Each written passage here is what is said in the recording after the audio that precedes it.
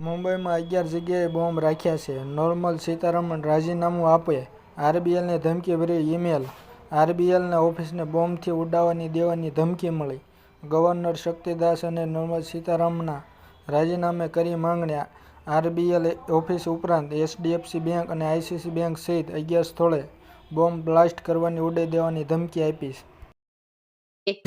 હુમલાખોરોને પાતાળમાંથી શોધી લાવીશું: ઈવીએમ કેમ plant drone attack કરનાર રાજનાથસિંહે ખુલ્લેઆમ ચેતવણી.